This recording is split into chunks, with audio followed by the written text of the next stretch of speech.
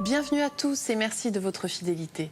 Nous sommes très heureux de vous retrouver sur le plateau de Sagesse Bouddhiste pour la suite de nos émissions consacrées au thème du dressage d'un animal comme quête spirituelle pour dompter sa nature et parvenir à l'éveil. Nous avons pu voir la semaine dernière ce qu'il en était de la méthode du dressage du buffle dans le bouddhisme Chan. Je vous propose d'examiner aujourd'hui ce qu'il en est du dressage du cheval dans le taoïsme et du dressage de l'éléphant dans le bouddhisme tibétain. À quoi correspondent ces métaphores? Quels sont leurs points communs? Sur quel texte se base-t-elle? Je vous propose de rejoindre pour en parler notre invitée, Catherine Despeux. Catherine Despeux, bonjour. Bonjour. Alors, je rappelle que vous êtes professeure émérite à l'Institut national des langues et civilisations orientales. Vous avez publié plusieurs ouvrages sur le taoïsme, traduit des textes bouddhiques, dont certains issus de l'école Chan, ainsi que des sutras. Et vous avez traduit, entre autres, Le chemin de l'éveil, publié à l'Asiathèque. Merci d'être avec nous aujourd'hui. Merci de m'inviter.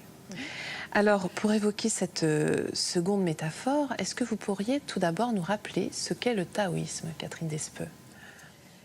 Le taoïsme est à la fois une philosophie de la Chine antique qui est représentée essentiellement par deux personnages, Lao Tzu qui a écrit le livre de la voie et de la vertu et Zhuangzi. C'est aussi une religion qui est apparue au 1er siècle de notre ère et qui est au fond la religion chinoise par excellence, qui a intégré l'ancienne religion chamanique de la Chine et qui a greffé là-dessus la philosophie de Lao Tzu et de Zhuangzi. C'est donc une religion avec des aspects religieux, des prières, des rituels, des confessions, une pléthore de divinités, mais aussi une quête de la connaissance de soi, avec des exercices très importants pour le corps, pour la longue vie, pour rester en bonne santé, et aussi une mystique, une recherche de la culture de soi qui, à certains égards, peut être proche de certaines écoles du bouddhisme. Et ce taoïsme religieux est apparu certainement, et s'est formé certainement parce que le bouddhisme était introduit en Chine au 1er siècle de notre ère, et que le bouddhisme, le taoïsme et le confucianisme, qui sont les trois courants principaux de la pensée chinoise, ont eu des relations d'échange mutuels, ils se sont influencés mutuellement, mais ils ont aussi été en conflit et en rivalité pour des questions de pouvoir et d'autres. Alors, revenons à cette métaphore du dressage du cheval. En fait, il constitue la première partie d'un traité, assez court d'ailleurs, intitulé « 3 principes essentiels de la culture de la perfection selon le véhicule supérieur ». Est-ce que vous pourriez nous présenter ce traité, nous en dire un mot? Donc ce traité est un traité très court qui se trouve dans le canon taoïste, puisqu'il existe comme le canon bouddhique un canon taoïste. Ce traité donc présente 3 principes essentiels qui sont la recherche à partir de l'esprit, à partir de la nature innée, et le travail sur soi à partir de ce qu'on appelle la force vitale, le corps. Parce que dans ce texte, ce qui est important, c'est de comprendre que le cheminement vers la réalisation de la voie, du Ta, qui est l'équivalent de l'éveil pour le bouddhisme dans le taoïsme, se fait en considérant que le corps et l'esprit se transforment mutuellement, ne sont pas indépendants l'un de l'autre.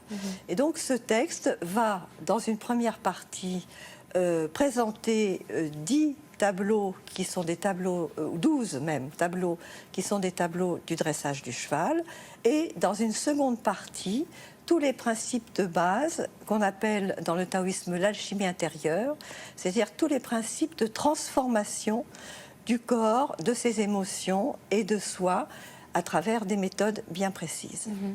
Et qui est l'auteur de ce traité? L'auteur est un lettré taoïste qui s'appelle Gao Daoquan, qui a vécu au XIIIe siècle de notre ère et qui appartenait à une école du taoïsme qu'on appelle l'école Xuanzhen. Et cette école Xuanzhen a été très influencée Pour tout ce qui concerne la culture de soi, le travail sur l'esprit, elle a été très influencée par le bouddhisme Chan. Elle a pris beaucoup dans les textes, dans les principes, et même c'est une école monacale, donc où les taoïstes vivent dans des monastères, qui ont aussi adopté pour beaucoup des préceptes ou une vie de monastère qui ressemble à celle des bouddhistes Chan. Alors que nous dit justement ce traité sur cette métaphore du dressage du cheval ?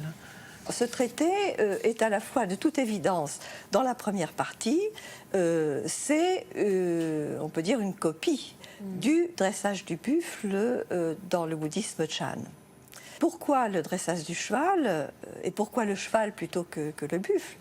Eh bien, tout d'abord parce que ça se situait dans ce contexte de rivalité qui était très forte au XIIIe siècle, à l'époque mongole. Et donc, les taoïstes voulaient se démarquer des bouddhistes. Et une façon de se démarquer des bouddhistes, c'était de dire, les bouddhistes, eux, ils s'intéressent beaucoup à la mort. Et c'est vrai qu'en Chine, c'était beaucoup les moines bouddhistes qui s'occupaient des rituels de mort et de la mort. Et nous, les taoïstes, nous nous occupons plus de la vie, c'est-à-dire de faire en sorte que le corps soit en bonne santé, qu'il arrive à la longévité et même à l'immortalité.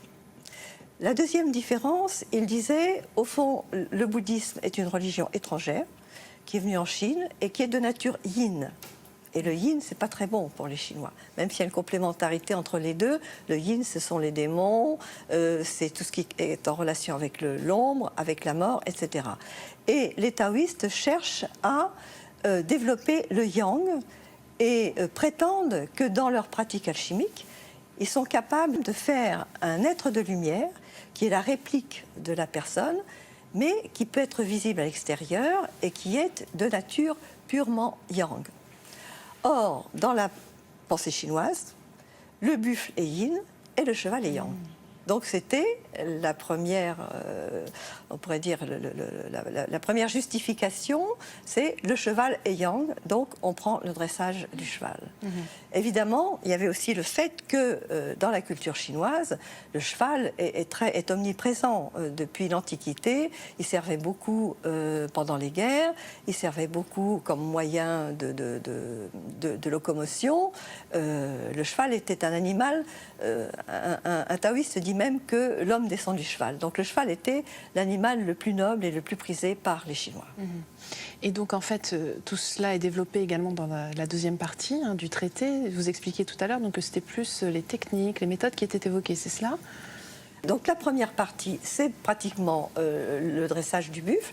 Donc tout le travail sur ce qu'on appelle dans le taoïsme la nature innée, la nature profonde. Donc ça, c'est la même chose que le bouddhisme qui parle de la nature profonde. La seconde partie, c'est justement un exposé à l'aide de schémas et de formules taoïstes de toutes ces pratiques d'alchimie intérieure qui vont commencer donc par essayer de faire circuler les énergies à l'intérieur du corps. Et comme il s'agit de l'alchimie, un des principes de l'alchimie, c'est d'arriver à l'union des contraires. Donc la première étape, par exemple, ça va être l'union de l'eau et du feu. Qu'est-ce que ça signifie ? Ça signifie que le feu des passions va être apaisé au fur et à mesure que l'esprit s'apaise, et que si vraiment l'esprit est apaisé, l'adepte va ressentir à l'intérieur de son corps une chaleur qui va l'envahir. Donc c'est la première étape. Et puis, bon, ça continue jusqu'à la réalisation du tas avec une description très symbolique de ces transformations, donc de l'adepte qui va, au fur et à mesure qu'il apaise son esprit, va connaître des transformations de son corps. Alors, abordons maintenant la dernière métaphore, qui est celle du dressage de l'éléphant dans le bouddhisme tibétain. Alors, qu'illustre cette métaphore, plus précisément, Catherine Despeux ? Alors, il y a une similitude, puisqu'il s'agit aussi d'un cheminement avec un blanchiment de l'animal, de l'éléphant, au fur et à mesure que l'adepte va progresser sur le chemin. Mais, au fond, ce dressage de l'éléphant illustre quelque chose de différent du dressage du cheval et du dressage du buffle. Ce n'est pas tout le chemin vers l'éveil, c'est au fond une progression très graduelle, détaillée, très analytique de la progression du disciple dans ses exercices de concentration. et notamment ce qu'on appelle shamatha et vipassana, c'est-à-dire d'un côté la concentration, la fixation de l'esprit, et de l'autre côté, en même temps, cette vigilance, cette analyse de l'esprit qui va contempler, essayer par ces deux moyens d'arriver à un apaisement progressif de l'esprit. Alors, pourquoi les Tibétains ont choisi l'éléphant et en quoi l'éléphant est important au Tibet? Pourquoi ce choix de cet animal? Il y a plusieurs explications. La première, c'est que le buffle en tibétain se dit lang et l'éléphant langshan, c'est-à-dire grand buffle. Donc ce serait une confusion.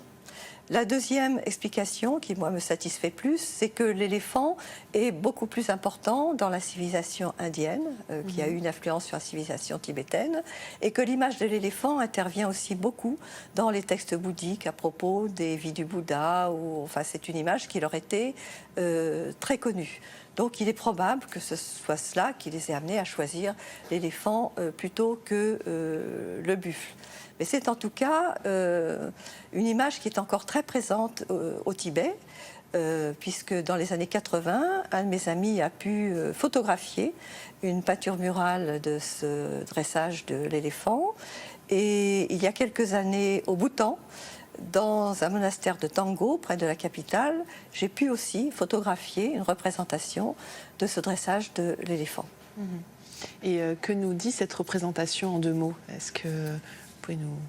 Alors dans cette représentation, vous avez donc le moine, vous avez l'éléphant qui va blanchir au fur et à mesure, vous avez le singe qui représente les distractions de l'esprit, qui est comme le singe est toujours agité et prêt à sauter de branche en branche, le lièvre qui représente les distractions plus subtiles, et donc ce sont 9 étapes qui correspondent à 9 types de concentration par lesquelles on passe dans la progression, et ces concentrations sont aidées grâce à 6 forces que va développer le disciple. Donc ça commence par la force d'audition, c'est-à-dire sa capacité à écouter les textes, à les lire, à comprendre la doctrine, puis ensuite une résolution, c'est-à-dire qu'il est vraiment ferme, convaincu qu'il va cheminer dans ce sens-là, puis l'augmentation de la conscience, l'apaisement progressif, l'énergie, et enfin, il arrive à l'étape ultime de cette concentration, qui est l'équanimité, c'est-à-dire l'apaisement parfait. Donc finalement, c'est vraiment ce en quoi ça se différencie du dressage du cheval et du buffle, hein, cette quête de l'équanimité.